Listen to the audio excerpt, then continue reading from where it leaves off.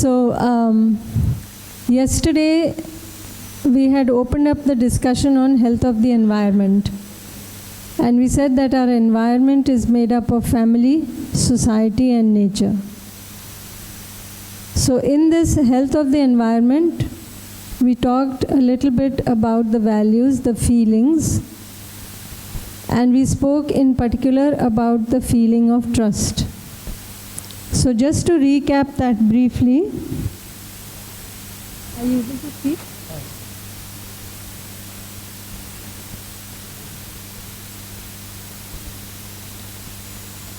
So we said that human being is a part of a larger whole, a part of the family, the society and nature. And for health in totality, we need to understand the health, in other words, the harmony in the family, in society, in nature and existence. We started with the health in the family. So since a human being is self and body, and we have several family members in the family, health of the family would mean health or harmony of the self and health of the body of every family member. So when relationship is fulfilling for every family member, there will be harmony in the self of every family member. This relationship with other selves in the family has to do with feelings. Feelings in oneself for the other self. And when we fulfill these feelings from our side, we feel happy.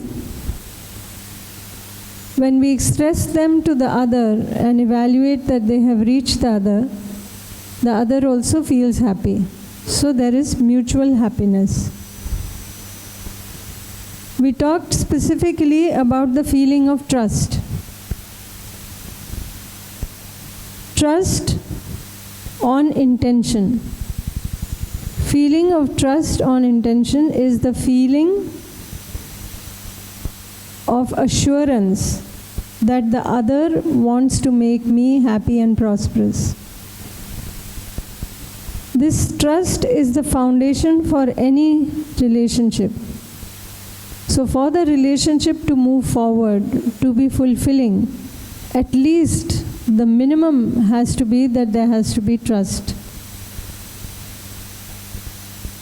With trust on intention, I am calm within, I am assured of the other, and then I can make a program with the other based on the right evaluation of our competence, the other's competence and my competence. If the other is lacking in competence, I make effort to assure the other. And then I can make effort to improve his competence once he is assured in relationship and not before that. So what does that mean? We were talking about it yesterday also. So supposing when there are other family members in the family and they are doing things a certain way, and I think that it is better for them to do something else. Supposing the child is spending time playing on his own, some computer game or something, and I feel it is better for him to do something worthwhile with his time because I feel this is not good for him. Now, if I just tell him, don't do this, do that, he may not listen. And we say we have concern, but still he is not listening. What to do? So first and foremost, he has to be assured in the relationship. He must understand, or he must be aware, he must be assured that this is for his happiness and prosperity. So a lot of times what we do is, we try to change the other.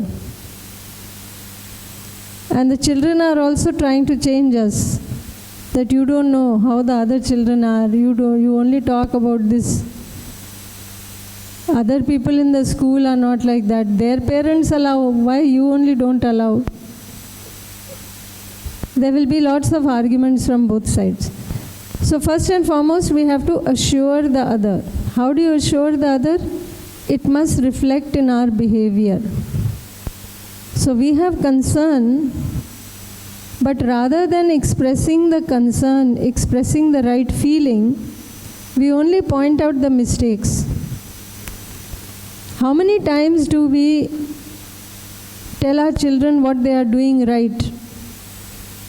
It may be very little, very few times that we tell them what they are doing very well.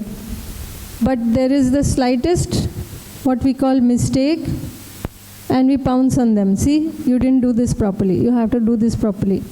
So, if we ourselves are shouting, getting angry, upset, the child cannot see the concern. Child cannot see that you are doing this for his happiness and prosperity. So that then the child is not assured. Same is true for the spouse, the parent, other relationships. If they feel you are just saying it to make them change, well, they also have their own agenda on trying to make you change.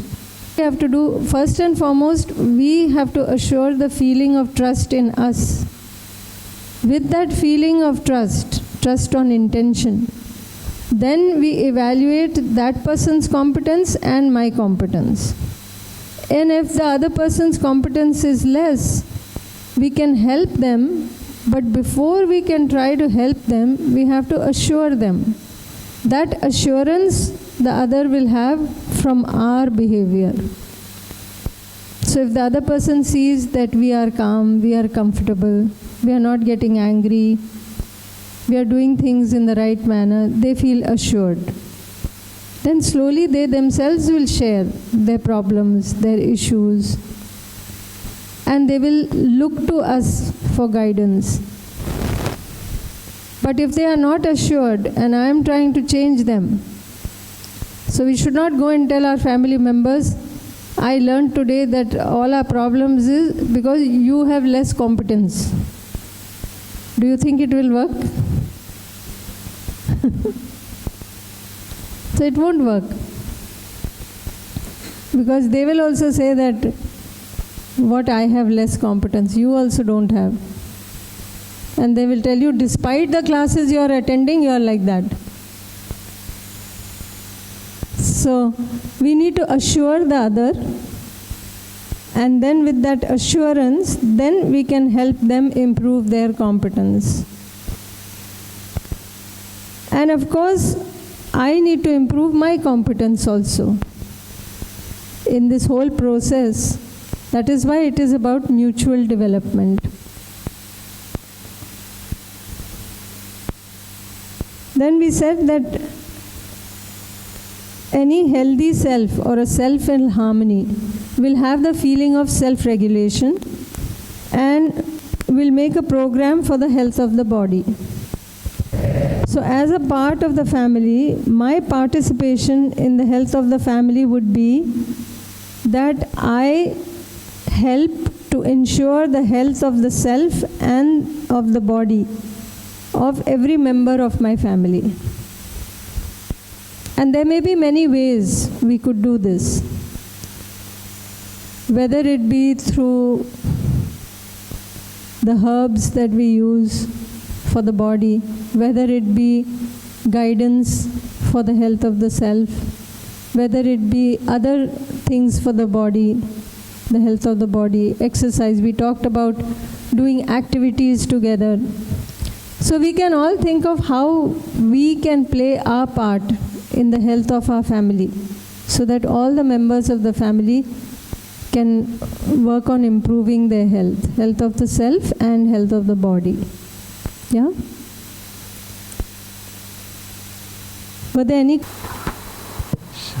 Shall I proceed, ma'am? Yeah. Regarding trust, I want to share one incident which I read in an article. It is about husband and wife. It has happened in the country Vietnam, that too during 1960s.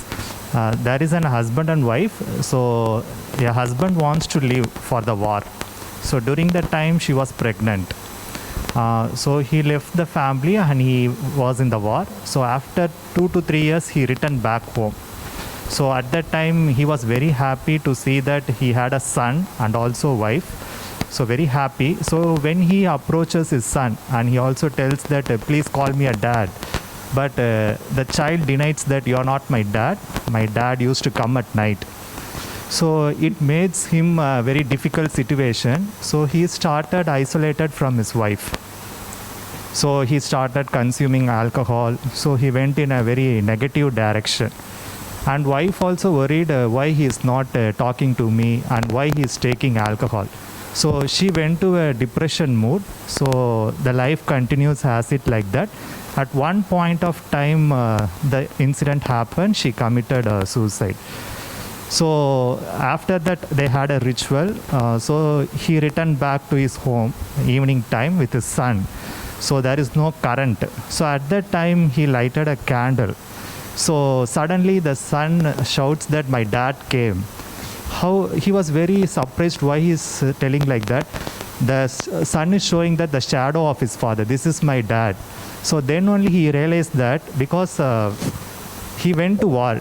So the child used to ask his mother that where is my father, where is my father. The lovable mother, what she did, she showed her shadow as a father. So with the shadow, the child assumed that he is my father. So without talking to each other, the incident happened like that now. Yeah. So what we can do is, here and now, when we have our family members with us, we can communicate with them. Why we have to go into isolation? If we have the right feeling in us, with that right feeling, we can communicate our feeling to them. See, mothers want to tell their children how concerned they are for them.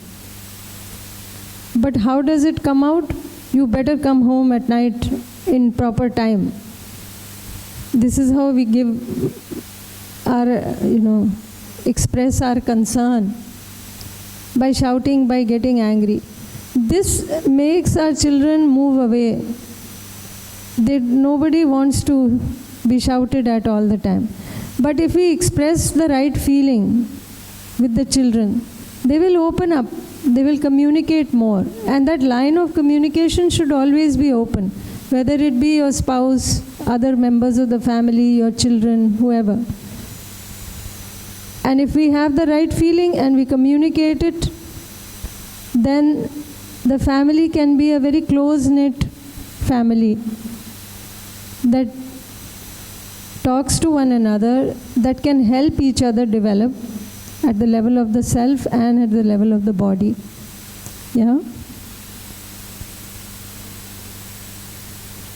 Hello. Yes. Good morning, ma'am. I have a small query. When I find being a teacher in my class, I get to know a lot of students are going through depression, anxiety, stress, such kind of mental abnormalities. Although they don't have any obligations, they are just students.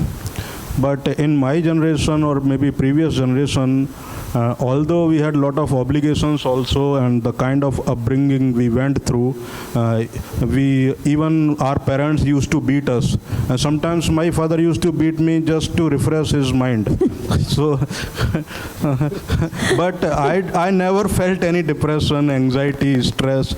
So what is your take, like whether this over-pampering is going to decrease their efficiency to face even tiny issues and tiny problems in our life, or is it going to increase their efficiency?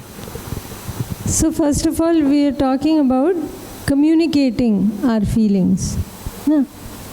Not necessarily pampering, but communicating the right feeling that we have for them.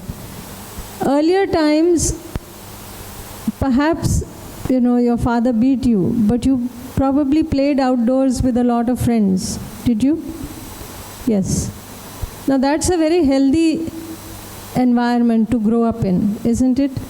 Children playing outdoors in nature with each other, having friendships, people talk to one another. Today's life has become very isolated. We are going into more and more of a virtual digital world where father and son are communicating through Facebook or through WhatsApp, but they don't have time to talk to one another. So there is a big problem. So I think more than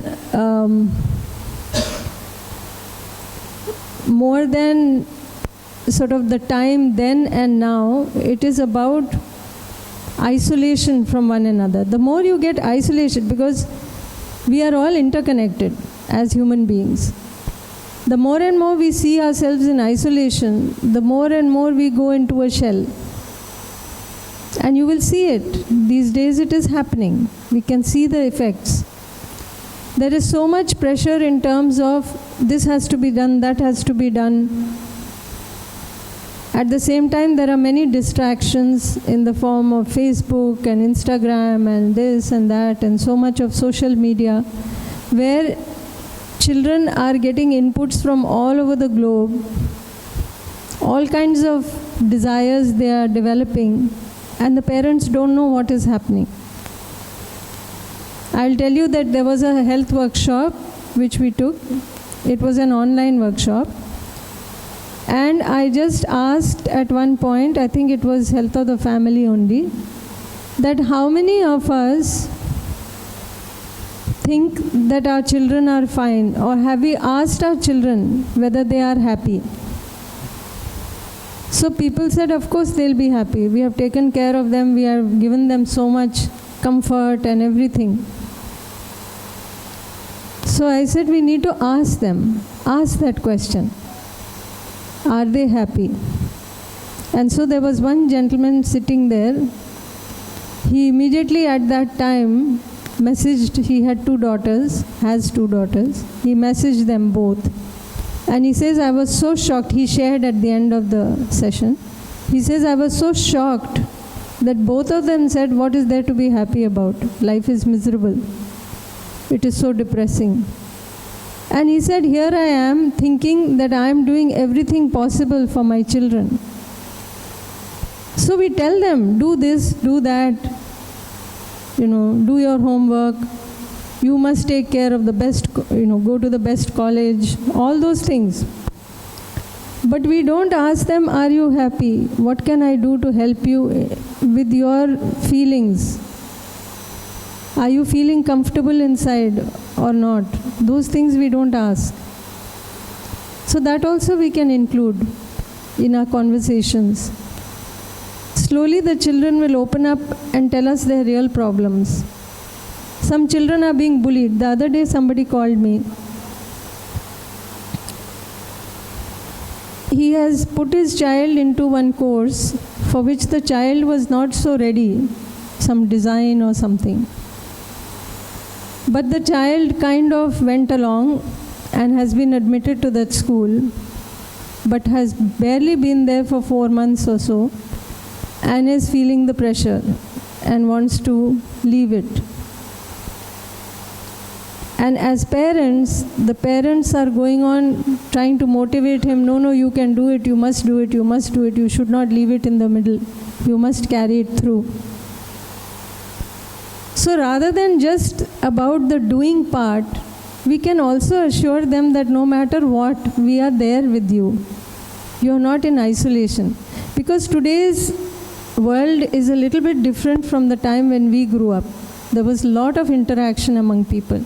Today there is a lot of isolation. Digitally we are connected, but not in real life. So I think the communication plays a major role. If we communicate with another, see when children are small, they communicate so well. Everything they want the parents to know. How is it that when they grow older, they don't want to share, they don't want to spend time with the parents? Because we only shut them up. This child that I was mentioning, he is frantically calling his parents that I don't like it here. I want to sort of stop this course. And you only made me come. Now I have come here, but I can't carry it through. And he called the mother, and the mother just said, just don't call me, I'm busy in the kitchen.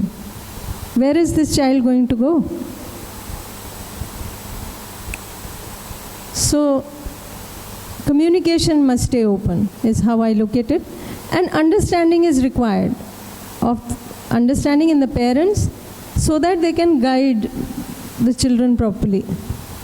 This is how I would put it. Is that okay? Of respect. And then we will talk a little bit more about society, nature and existence, and our role in those. So this we talked about, feelings in relationship, feelings in oneself for the other self. So that, see, this is what we are saying. Feeling in myself, now with this feeling, I am fulfilled with the right feeling. When I express it to the other and I evaluate that it has reached the other, I will see that it leads to happiness in the other also, so that there can be mutual happiness. So we need to make effort for that. So now let us look at the feeling of respect. So respect, this is the proposal. Respect is right evaluation. Right evaluation of ourselves, right evaluation of others. Often we don't rightly evaluate ourselves, and because we don't rightly evaluate ourselves, we don't rightly evaluate others also. So what mistakes we do? We over-evaluate. Over-evaluate means to evaluate something for more than what it is. Under-evaluation is to evaluate something for less than what it is. So when we are newly married, we over-evaluate our spouse. Does it happen? When we are newly married, we tend to over-evaluate our spouse. We tend to find everything nice in our spouse. Oh, very nice. She cooks so well. She looks so nice. Or he is, so smart. He does so much work in the office. All of that. And with that, we sometimes under-evaluate the other members of the family. When it is time to go out, no, let's us husband-wife go out. We'll not take the others. So when you over-evaluate one, you tend to under-evaluate the others. This is not the right evaluation, isn't it? Later what might happen, after 5 years, honeymoon period is over, the same things that we liked about our spouse now become a problem for us. The husband used to find that the wife wears such nice saris and all that. Now every time she wants a sari, again you want one? You already have so many. Why can't you wear the old ones only? Everything is fine. It doesn't matter what it looks like. Same way the lady might have been very happy with the husband's, that he is smart, he's smartly dressed, he does lot of work. Now when he is doing lot of work and being in the office, she says, why bother to come home? Why don't you just stay there? You can't come at the right time. Don't come home only. Same persons, similar habits, but at one point we were over-evaluating, now we start under-evaluating them. So we may keep doing this, over-evaluation, under-evaluation, and even otherwise evaluation. So when the child does very well in school, oh, he is so great, my child is the best in the world. Over-evaluation, best in the world. When he doesn't do so well, what, you're useless, you can't do anything properly. Under evaluation. Certainly he can do something properly. And still worse, if he still doesn't do the right things, he doesn't listen, we are calling, he doesn't listen. We say, in Hindi we say, gadhe ho tum, you're a donkey. Now this is otherwise evaluation. We are not even willing to accept him or consider him as a human being. So we keep doing these common mistakes of over-evaluation, under-evaluation and otherwise evaluation. And we do the same things for ourselves and similar things for outside. If I over-evaluate myself, I will under-evaluate everybody else. And vice versa.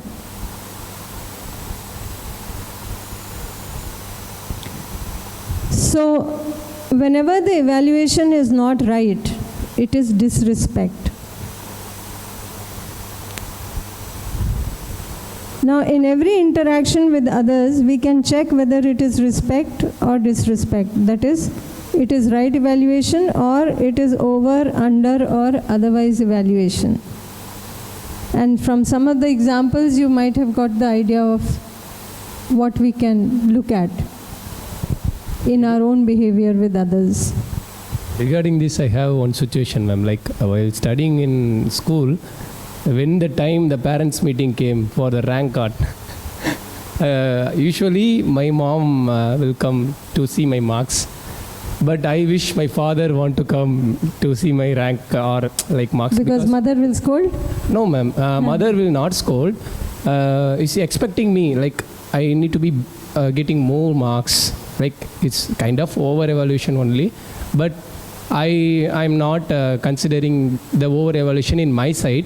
But my mom is expecting, even though I'm getting 80 or 75, for me that's a great mark. But my efforts, while one situation changed me, my point of view. My father attended one meeting, in parents meeting. That time my teacher used to say, sir, this time the student haven't concentrated anything, so his marks are reduced. So better than the last time, his marks are very, very low. The teacher used to say. My father seeing me like this, I thought that, okay, today we going to get very bad day. And after that, my father used to say that, ma'am, you are not evaluating him correctly. He is a good student. I don't know better he's performing his marks. I won't believe his marks. That the word, what my father said that day, he couldn't even see the rank or marks of me. He directly signed the rank card and went. Same thing he repeated 3 or 4 meetings. I thought that what I am, sometimes I will get 90 or 95. Same thing my father said, this will not evaluate your thing. It is just a grades. I won't understand the point. After that, my mom will came and see the marks. You see, he's getting 95 because I told him he's following. From my mom point of view, I'm following in the instruction. My father point of view, I didn't done anything. So by the choices, he give the choices to me. You can decide whatever you want. You like biology, you'll study biology. You will do these things, you can do. But I won't expect you to do a lot, because you have a hidden talent or something, whatever you have. That's how I like my father, because he won't speak much, but the words he speak is like very, very little. I can understand the more deep meaning. That's how this thing works. For under evaluation, I think many of this can feel this in the crowd. They are under evaluating themselves. Yeah, while standing in the crowd, many of them under-evaluating themselves, many of them over-evaluating themselves. Like you said, if I over-evaluating myself, I can speak, I can speak whatever the thing is correct. I will assume that, right? And that otherwise evaluation comes from teachers. They used to say, donkey, idiot, stupid, buffalo. But that otherwise evaluation, I actually personally experienced the otherwise evaluation in my life a lot of, because I studied in hostel. they used to have special classes. That otherwise evaluation makes students very makes depressing. Like I am improving 1%. They are not considering the 1% process, but they are directly looking for the outcomes. Yes. That's how the otherwise evaluation. True. Why standing? Acha. Okay. I just want to add on to this thing. Actually, you said no, your father will just come and sign. In my case, my teachers will over-evaluate me. My father will under-evaluate me. Like my teachers will tell she's a very nice girl, she's studying very nicely, she's very shrewd. Like that. My father immediately he will tell, no ma'am, she's not up to the mark. She's always playing at home. She's never writing the homeworks on time. The thing is, my father will come late at 11 o'clock only after work. He doesn't even know whether I studied or not. But he will just like that tell, she's Saturday, Sundays alone, he will see me. Obviously, holidays we will be playing. So he will tell, she's always playing. She never takes her book. Till today it happens. Immediately after marriage, my husband had a complaint. So he called my father, he was coolly telling, it happens. What you saw is just a trailer. You have main picture to come. Wait. My husband decided on that day, never again I will complain to your father. I will handle everything myself. So it's like that. Fathers are always like that. Fathers are not every fathers are always like that. All fathers are not like that. This is not accusing, sir. Like they have more expectation on us. Okay, let's see what we can do. Okay, our parents may have made some mistakes. That's okay. We may be making some more mistakes. Wait till she grows up. No, now itself there is lots of mistakes. If you ask her, she will have a list of complaint against me.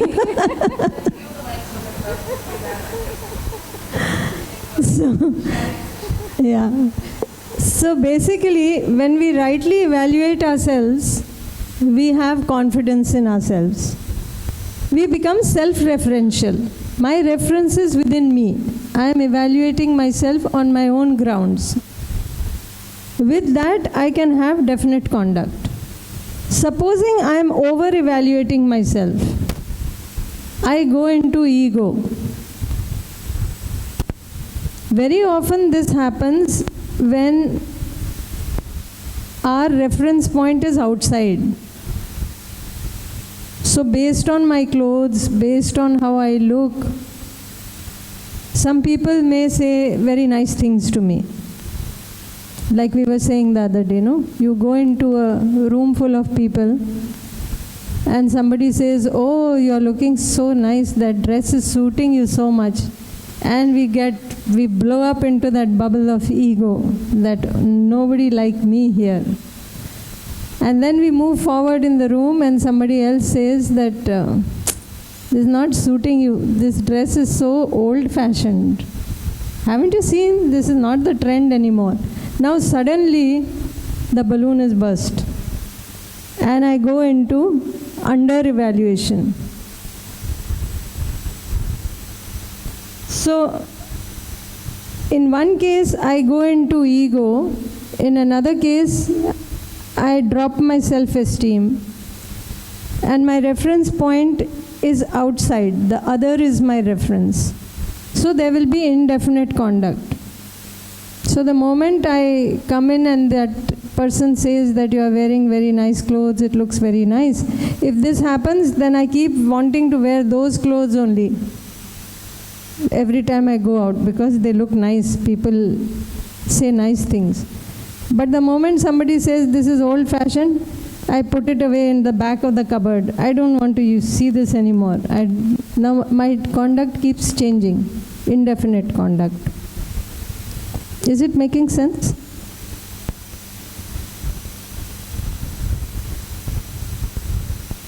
So if we keep doing this over-evaluation, under-evaluation based on the outside, then we are going by lot of assumptions. And inside, every time the assumption changes, our thoughts, our feelings are changing. So there's a lot of disharmony inside, tension, frustration. In students, you will see this. Supposing for a student, if the reference is outside, if they are not having the right evaluation of themselves, then when other children, other students say something, supposing a child doesn't speak English very well in an English-speaking environment. Now, every time he speaks, if somebody makes fun, and this child doesn't have self-confidence, doesn't have self-reference, doesn't have the right evaluation of himself, he is going to be impacted by the behavior of the others. And so he will start feeling like he's not good enough. He might start under-evaluating himself. Similarly, there may be many children who seem to be having fun. Supposing students in a college who are smoking. Now, if somebody doesn't have the right evaluation of themselves, and they think that these people are a very in crowd, they are the people who are looked at by others with a lot of awe, then this child may also start seeing from that reference point. So they get affected by these things. That is what is peer pressure. So if they are smoking and they seem to be having fun, if I smoke, they will pay attention to me also. So I am under-evaluating myself, but my reference point is outside, and so I am influenced by others, whatever they say, do, and my conduct might keep changing with this. So in this way, we keep shifting from ego to depression. Sometimes we feel very high, very elated. Sometimes we drop down very low. This also is one major cause of problems today. Emotionally, we are not resilient. Internally, we are not strong in our feelings. We are not sure about ourselves. We are looking for validity outside. And that may keep changing. Everything outside will keep changing. So we keep moving in this manner within. And when children face these kind of circumstances and they are not emotionally resilient, they don't have the right evaluation for themselves, they may keep fluctuating between all these states, sometimes going all the way up to suicide.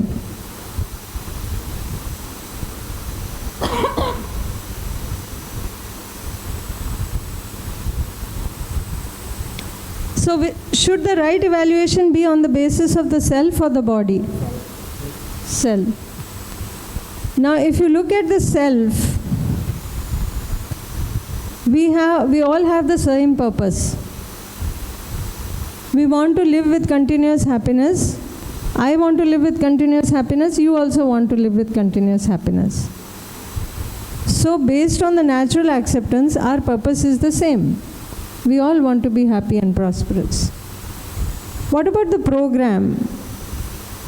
In order to have this continuous happiness and prosperity, I will need to understand and live in harmony at all 4 levels. Same is true for you, whether we see it or not, but eventually that's what we will need to do in order to be in happiness continuously. We will need to understand and live in harmony at all the levels of our existence, at the individual level, in the family, society, and nature. So program-wise also our program is the same. If we look at the potential, we all have imagination, this desire, thought, expectation that is going on within us. And we all have natural acceptance. I do and you do too. So potential-wise also, we are same. So in this way we can see the similarities between ourselves and others.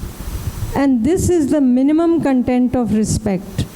At least this much we should be able to see in every other human being also. That they have the same purpose, they have the same program, they have the same potential. Or in other words, they are similar to me. Then we can say that this is respect, but this is not the full meaning of respect. This is the minimum content of respect, and we'll come to what is more. So there are many similarities at the level of the self. There are also differences between one human being and another. So on the basis of the body, we can see many differences. The body, the form, the color, the shape, all those things are different for different human beings. On the basis of the self also, the difference is how much of the potential has been realized. We all have the same potential, but we may not have realized that whole potential. And different people would have realized different amounts of that potential. But in living, are we trying to accept the other as being similar to us, or are we trying to show that we are different from the other? That we have to check. So when we see the other as similar to me, I will see my relatedness with the other. If I see the other as different from me, I will be always thinking of how to outsmart the other, how to be in competition with the other. And whenever I do that, what am I doing? I am going against my natural acceptance, which is for relationship. So today we differentiate in many, many ways on the basis of the body, by the age, by the gender, by the race, by physical strength. Somebody is strong, somebody is weak. We consider them different. We tend to have disparities between people in our way of thinking. On the basis of physical facility, we differentiate. So somebody has more wealth, we over-evaluate them. Somebody has less wealth, we under-evaluate them. Even when we talk of age, if it is a small child, sometimes we under-evaluate them. They don't know. They're small. And we take charge, we become in control, and we try to make them into mini versions of ourselves, rather than to guide them and let them blossom, because every child has their own strengths. So rather than letting them figure out their strengths, we try to crush everything and put whatever we want over there and say that because I am doctor, child also must be doctor. Before one, they decided he wants to become a doctor. Yes. He wants to become a collector. Before birth only they decide. So even on the basis of physical facility we decide sometimes, and we over-evaluate or under-evaluate on the basis of post. So somebody who's on a senior position, we might be over-evaluating them, treating them in a different way, and somebody who is cleaning the floors, we might be under-evaluating and treating that person in a different way. Similarly for beliefs, I belong to so-and-so medical college. It is a very prestigious medical college. All those who come from that I have a different way of evaluating. And those who come from the other, say I come from a national level medical college, and then there are state level medical college. So I might look down on those who are coming from state level medical college, because I think I under-evaluate them, and I think that I am superior to that. So we keep doing this in many ways, according to our beliefs. So we are today differentiating on the basis of body, on the basis of physical facility, on the basis of beliefs. Is it happening? Yes. Can we become aware of it so that as far as possible we rightly evaluate on the basis of self, every human being, on the basis of their purpose, their program and potential, which is same as mine. So differentiation leads to a lot of resentment, lot of protests. Ultimately, somebody is going to be unhappy. That resentment will be there, isn't it? So there are many examples: black versus white, generation gap, women's liberation, rich, poor, communism, capitalism, so many different ways in which we segregate society also, people, on the basis of our own beliefs, on the basis of our own assumptions. So rather than look at the differences, we can focus on the similarities. Every time we differentiate, this is disrespect. And is this naturally acceptable to us? No. So each time we have disrespect, we are going to have contradiction inside. We may ignore it, we may not pay attention to it, but it is there nevertheless. So we said that respect is right evaluation on the basis of the self, where our purpose, program, potential is the same. This, we said, is the minimum content of respect, where we see the other as similar to me. Now let us see what is the full content of respect. In these ways, the other is similar to me. But we said that even at the level of the self, we may be different in our competence. So if you recall trust, intention is the same for all of us. Our natural acceptance is the same. But at the level of our ability, our competence, it may be different for different people. So now this difference in competence,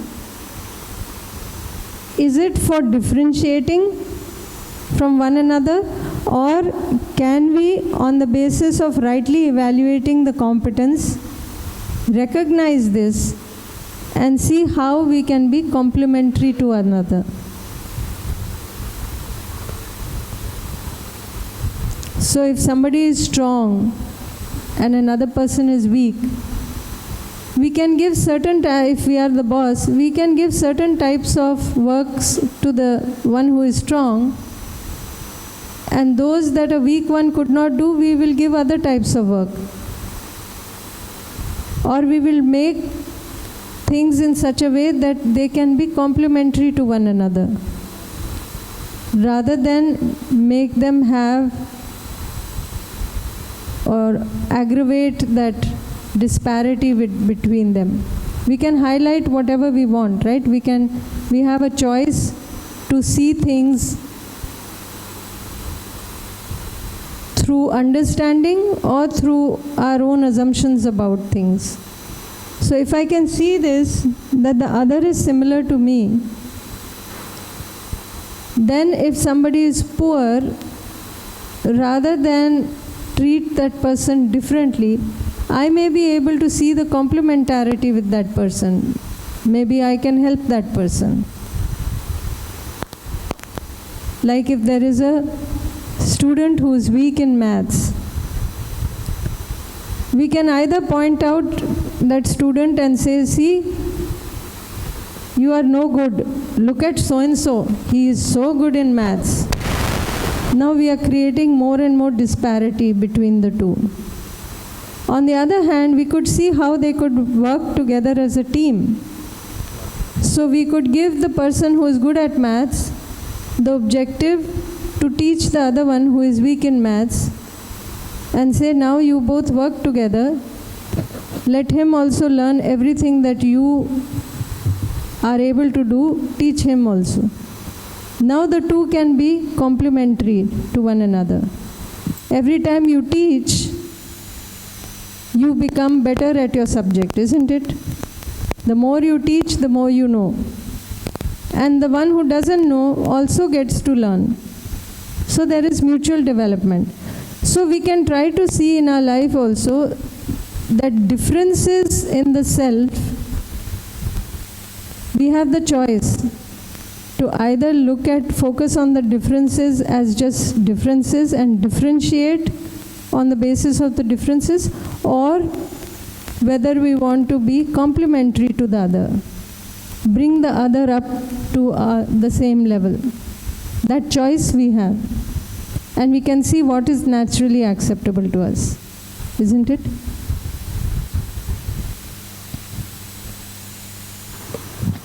So now, if the other has more understanding, is more responsible than me, then I can try to understand from the other. I can accept that he has more understanding.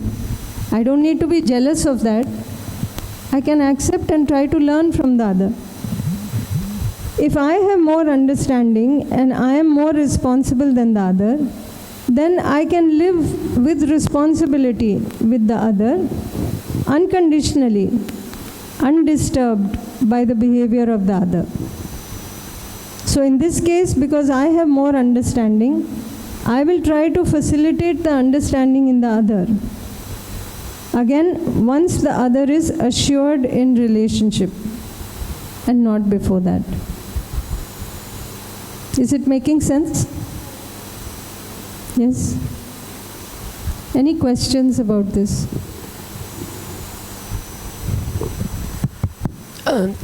To help them, since I got some idea, so that I will make them to put them in right path. If I am telling them to my sister only, like I am telling her, but she is not listening. She is thinking, I know everything, you need not to instruct me all the time. So even though she is doing one mistake, if I am telling, she is not responding to in one proposal, not in all. In one proposal, if she is listening, she will be okay, but she is not listening. So myself, my mother and my brothers also feel bad why she is like that. Same condition for many, 4 more people like that. So all the time people will not take our words, though we are related within a family or a friend circle. How to make them understand? Of course, I am having the feeling of relationship. No doubt I am believing that they will also have the same. But sometimes it's not working. Yeah. So rather than focus on the outcome, we can focus on the process. So if I have the right feeling, that will ensure my happiness to begin with. With that right feeling, I try to help the other. I make effort to help the other. Whether the other takes it or not, that is not up to me. But I can make my effort. I can try to be complimentary. There is an example of, APJ Abdul Kalam. So it seems one of the people that was, in his department, one junior person, he once asked him, he said, "Sir, you have such a busy day. You go to so many places in one day, you visit so many places, you come across so many situations. Sometimes so much of trouble is there, so many people are arguing, so much is happening. But I see that you are always smiling. How is that?" So he said, "When I see people, if there is any problem, I have only one question to ask." So they said, "What is that question?" He said, "I only ask, how can I help?" So we can do that. That is up to us. That choice is there. Outcome may not be in our hands, but the effort can definitely be in our hands. And also to be able to see that it should not come out like a sermon, as if we are preaching something. Rather, we can try to be, as far as possible, to be able to see that they also have their own weaknesses. We also might be having some weaknesses. Based on that, how we can be complementary to the other, we make effort for that. When the other responds, does not respond, that is not up to us. So if we have to light a fire, you can, take the wood and you can take the matches and everything and try to light the fire. But if it is weather like this and the wood has become wet, the fire will not get lit, despite all your best efforts. That outcome is not in your hands. Or it's not raining, the wood is fine, but there's a very severe breeze that is blowing. Now you're not able to light it. Or whatever else. So basically the outcome is not totally in our hands, but the effort we can do. And whenever they are able to, they will respond. Is it okay?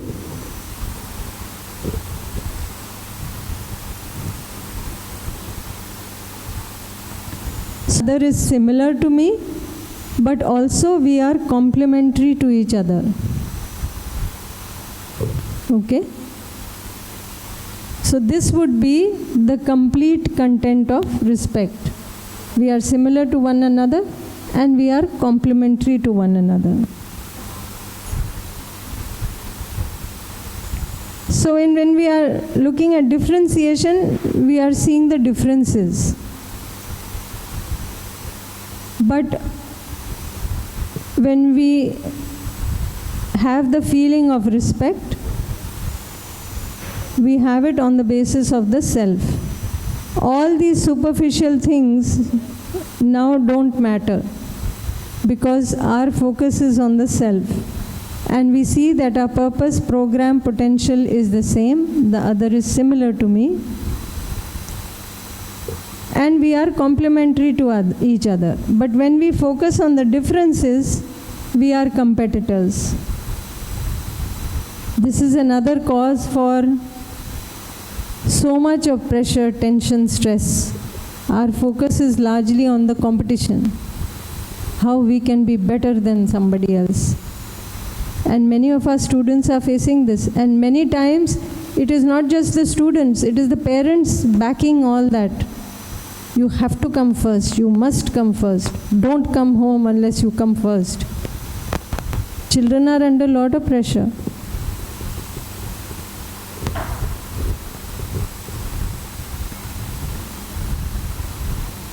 So if I am evaluating on the basis of body, physical facility or belief, I keep making effort to accentuate the difference, to manipulate the other, to exploit the other. But if I can see on the basis of the self, the similarity, and see that I am complementary to the other, then if the other has more understanding, I understand from the other. If I have more understanding, then I take on the responsibility and I help the other once the other is assured in relationship. Yeah?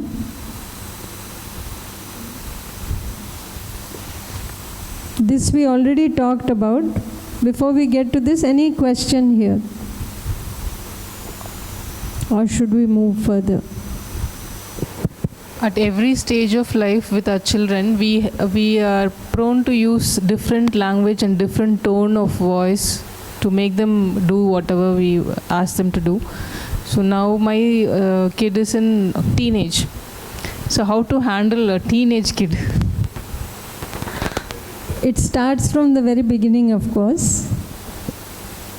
So even when they are small, we can, rather than tell them what to do every time, we can start making them take decisions as soon as they are able.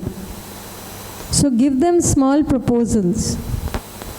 Make them aware of their natural acceptance. I can tell you from experience, even 2-year-old and beyond, all children can refer to their natural acceptance. So a simple 2-year-old child, if you ask, do you want to take care of your body or you want to harm your body? That child is able to say, I want to take care of the body. Then you say, for taking care of the body, these vegetables are good, those kind of foods are harmful for the body.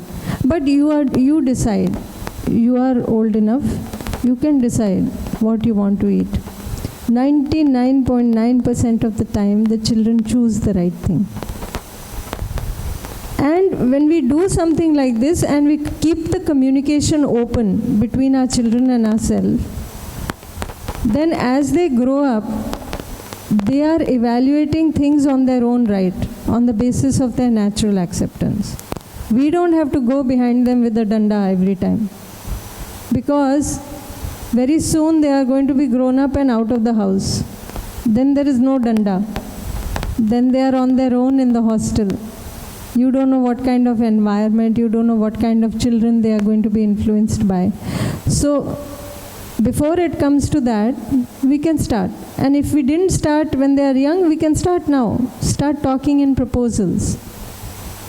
Give them small proposals. Let them explore. Let them find. Communicate with them. Talk about your concerns. See, like I said,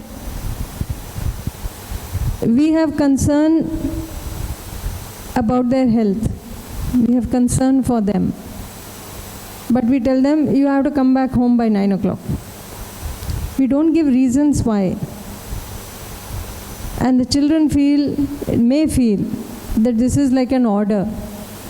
It's like a curfew time.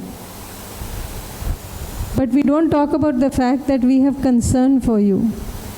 We want the best for you. That part also should come out. No? So in small proposals, if we put the things, they will follow. And sometimes small things, they can make their mistakes. We also made our own mistakes. So sometimes they will make small mistakes. And that is okay. Sometimes you have to let go, because eventually you can never be behind them. At some point you have to let them make their own decisions. Why not start early in your guidance than afterwards?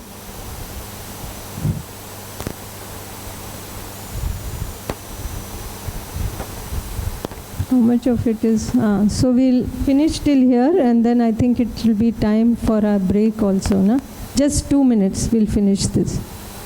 So we already talked about this peer pressure. When we try to get respect from the other, we try to conform to the other's way of looking at things, doing things their way, such as their language, their clothes. This is a major reason for peer pressure. If we have the feeling of respect on the basis of understanding of the human being, then we will have the feeling of respect for ourselves and for everyone on the basis of the self. So when we rightly evaluate ourselves, or in other words, when we respect ourselves, we don't feel the need to be dependent on getting this feeling from somebody else. So we are not under pressure to conform to them. Is it making sense? And we can teach our children about this so that they rightly evaluate themselves.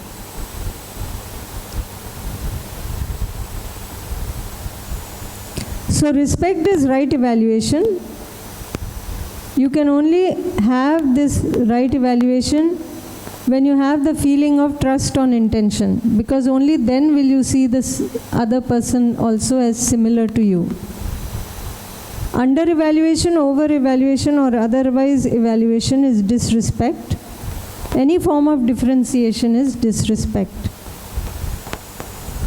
When we are trying to get respect from others, we are trying to conform to their way of looking at things their way of doing things. And this is the major reason for peer pressure. And peer pressure is not just in children, it is in older people also, middle age, older people. Our neighbor buys a big car, we get under peer pressure to also buy a big car, and so on. But when we have the feeling of respect on the basis of understanding of the human being, we have the feeling of respect for everyone, including ourselves. So then we don't have to depend on others for this feeling of respect. Therefore, respect on the basis of self is that the other is like me and we are complementary to each other.